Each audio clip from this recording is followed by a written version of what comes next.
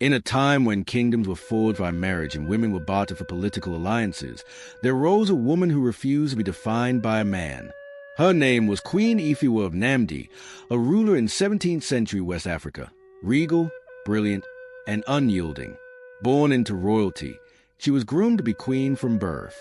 She mastered languages, strategy, diplomacy, and law, everything needed to lead a kingdom. But the crown came with an unspoken rule. She had to marry.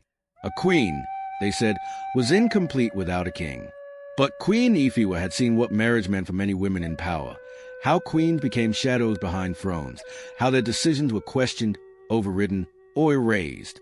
So when the time came to choose a suitor, she chose none.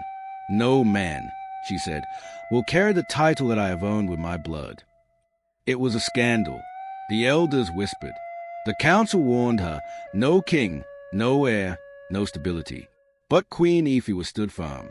My womb is not your strategy. My worth is not your dowry.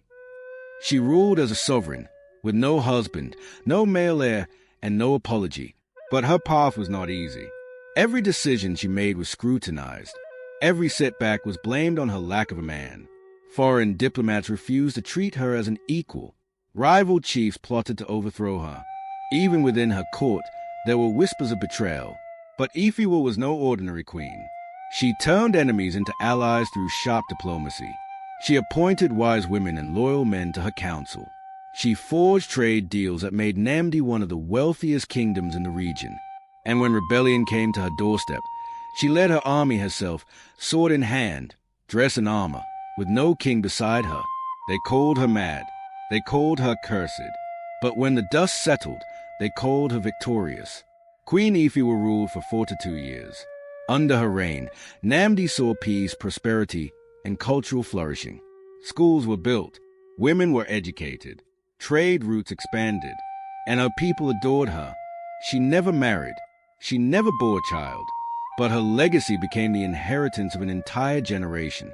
Even after her death, the women of Nnamdi told her story of a queen who dared to live on her own terms, who proved that power is not passed through marriage, but earned through strength. Queen Efua was not alone in history.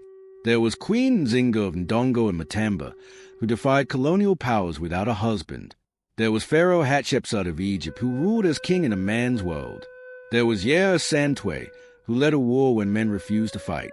Their stories remind us that history was never only written by men, it was just told that way. Today, Queen Efua's story lives on, in every girl who refuses to be limited, every woman who reclaims a name, every person who believes in the power of choice. You don't have to follow the path they set for you. You can build your own. Please don't forget to like, subscribe, and share for more interesting stories.